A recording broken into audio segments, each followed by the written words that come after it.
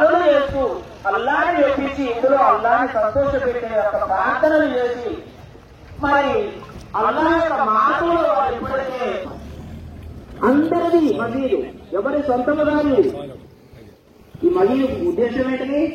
కాబతుల్లా కనుక అక్కడ మక్కాలో ఏ విధంగా అయితే కాబతుల్లా ఉందో దాని తర్వాత వాటి పిల్లలు అన్నమాట. ఆడ ఎంత పవిత్రమో ఈ మసీదు కూడా అంత పవిత్రమైనది.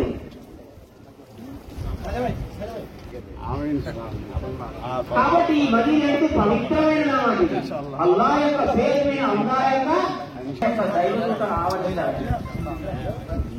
అల్లాహ్ యొక్క దైవదూతలు ఆవరించారు. మనమేనా అల్లాహ్ రేపటి రోజున మళ్ళీ ప్రతి ఒక్కరిని కూడా మనం अल्लाह का काम हम करेगा, हमारा काम अल्लाह करेगा। पहले अल्लाह की राजी करना, अल्लाह को नाराज करे तो अल्लाह का पास हमारा ज्यादा नहीं। अल्लाह काम ఇప్పుడే మనం చేస్తాము, అల్లాహ్ కనుక చేస్తాడు అన్నమాట. కాబట్టి సోదరులారా, ఈ యొక్క మసీదుని మనందరము కాపాడుకొని మనందరం కూడా ఈ ఊరి వాళ్ళందరూ కూడా ఇక్కడే కాదండి. మరి ఇంకొక విషయం ఏంటంటే ఈ యొక్క కాసారి కూడా కాదు, ఏ ఊరిలో అయితే అంతా పనిచేయాలన్నమాట. చాలా యొక్క చోట్ల ఏమైందంటే ఏదో ఒక చిన్న విషయాలకి మనస్పర్ధాలు వస్తాయి. మనస్పర్ధాలు అనేది మానవుల సహజ గుణం. కానీ ఈ మనసు స్పర్ధాలు ఎక్కడంటాయా? ఇంటి దగ్గర, చేనికాడ, రాజకీయంలో. కానీ అల్లాహ్ కోసం మనస్పర్ధాలు ఎవరు ఉంచుకోకూడదు. మనస్పర్ధాలు ఎట్టి పరిస్థితుల్లో ఉంచుకోకూడదు. ఎన్ని సమస్యలున్నా, ఎన్ని స్పర్ధాలున్నా మనసులో మసీదు మెట్ల అవతలనే వదిలేయాలి. మసీదులోకి వచ్చిన తర్వాత అస్సలాము అలైకుం వాలైకుం సలాం, హాయ్ బాయ్, అంతవరకే. కానీ నన్ను ఆయన పలానా మాట అన్నాడు, పలానా చేనికాడ నన్ను ఇలా అన్నాడు, అవన్నీ కూడా దునియా విషయాలు. మసీద్ ఏంటిది? మసీదు కేవలము ఆఖరతి విషయాలని, ఆఖరతి కోసం చేయాల్సిన ఆచరణ చేసే యొక్క పద్ధతి ఈ మసీదు.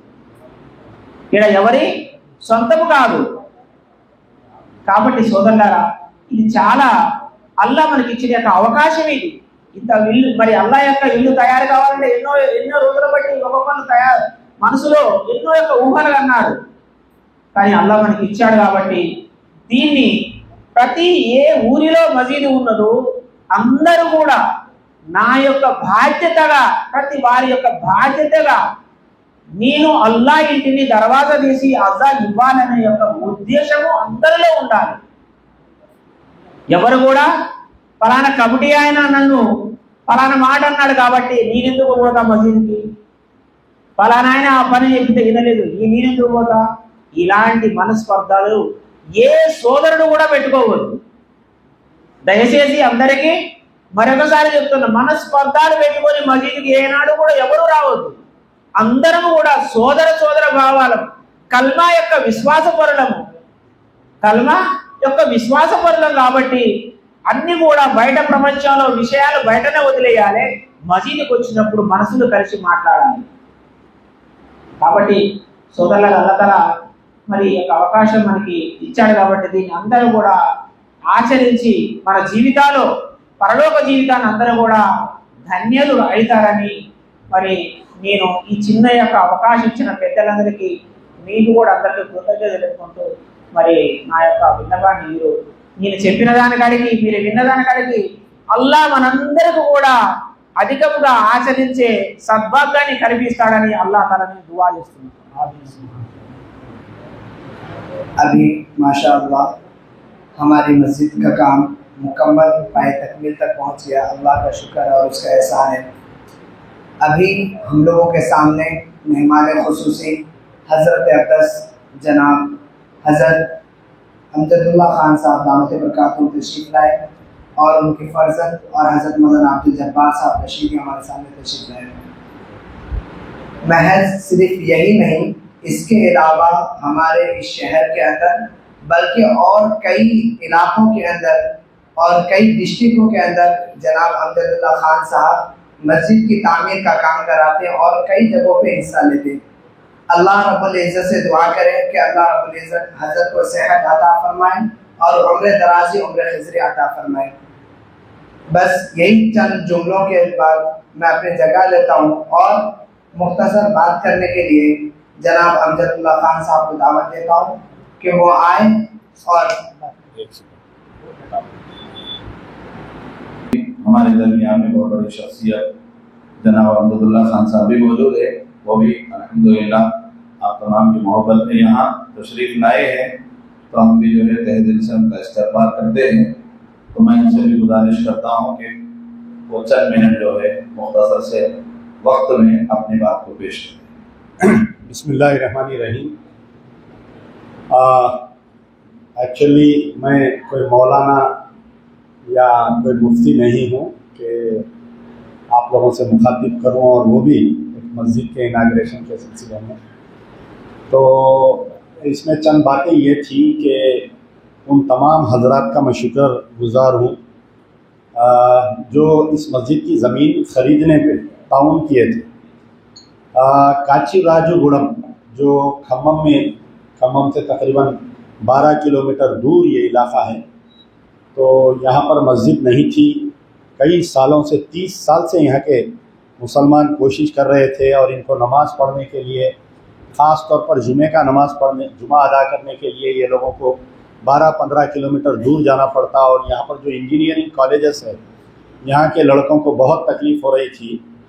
तो ये मस्जिद यहाँ पर जो बनी है, सिर्फ़ और सिर्फ अल्लाह के हुक्म के बाद में इन तमाम ये चीज़ें हुए हैं, यानी ज़मीन का ख़रीदना, मस्जिद को आबाद करना। तो मैं सबसे पहले हमारे मौलाना अब्दुल जब्बार रशदी साहब जो सूर्यापेट के हैं, मैं उनका शुक्रिया अदा करता हूँ कि यहाँ के मुकामी लोगों को लाकर मेरे से मिलाए। फिर दूसरा जो है, जो ज़मीन ख़रीदने में ताउन की। फिर उसके बाद में ख़ास तौर पर हमारे जो ख्वाजा भाई, एक चेहरा ऐसा है कि मैं कई दिन से तरस रहा था उनको देखने के लिए, आज इत्तेफाक हुआ। तो मेरी अल्लाह से दुआ है कि आप इस मस्जिद को बनाए हैं, अल्लाह ताला आपको जन्नत में इससे बड़ा मकान दे आपको, क्योंकि अल्लाह वादा किया है कि जो मेरे घरों को आबाद करते हैं मैं उनके ज़िंदगियों को आबाद करता हूँ।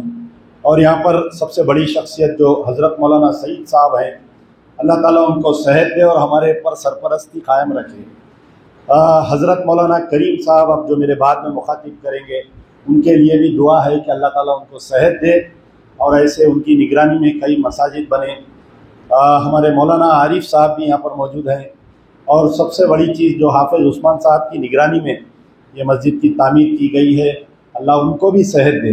मैं हर किसी की सेहत के लिए इसलिए दुआ करता हूँ कि आज जो है दौलत कमा सकता है इंसान, वक्त बहुत है इंसान के पास गप्पे मारने के लिए, लेकिन सेहत एक ऐसी चीज़ है वो सिर्फ़ और सिर्फ अल्लाह की देन है। तो सेहत के लिए इन तमाम के लिए दुआ करता हूँ। और इस मस्जिद की कमेटी, सारी कमेटी, हो सकता है कि अगर मैं किसी का एक आध नाम भूल जाऊँ तो बुरा मत मानिए। हमारे जान साहब हैं, रफ़ी भाई है, रफ़ी भाई सबसे बड़ी चीज़, रफ़ी भाई आए, यहाँ पर नहीं आए, आ रहे हैं बेचारे। रफ़ी भाई की बहुत तड़प थी इस मस्जिद की क़ायम करने के लिए। जॉन है, मदार है, रहीम भाई है, याकूब भाई है और तमाम लोग हैं।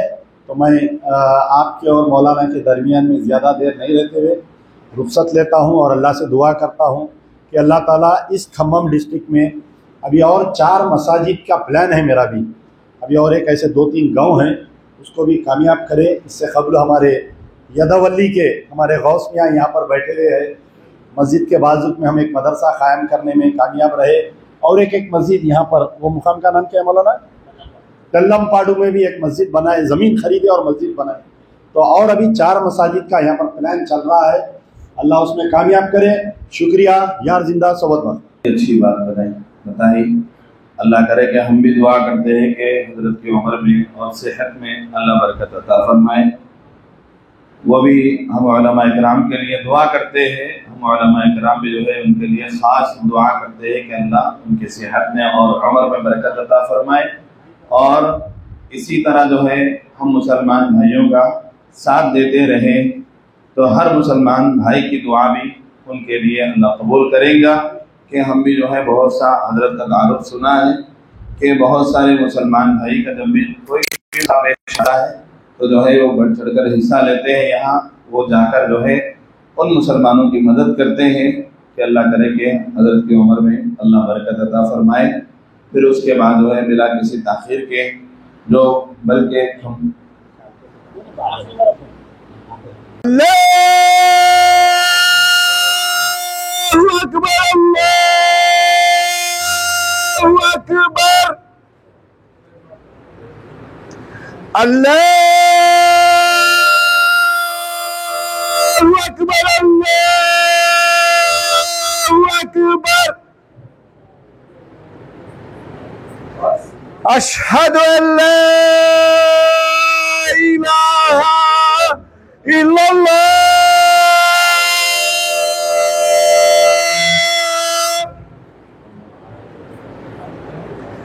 अशहदु अल्ला इलाहा इल्लल्लाह,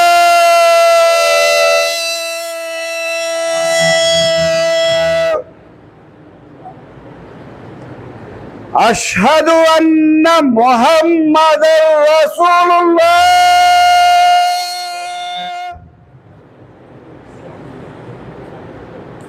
अशहदु अन्ना मुहम्मदर रसूलुल्लाह,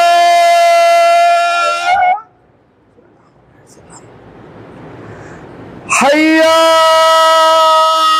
अलस्सलाह,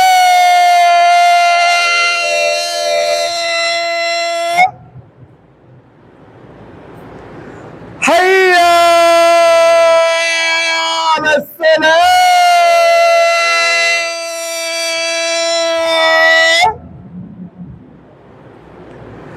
हय्या अलल फलाह,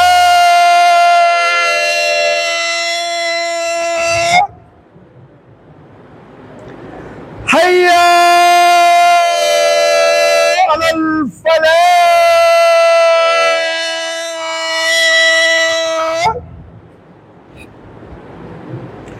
अल्लाहु अकबर, अल्लाहु अकबर, ला इलाहा इल्लल्लाह।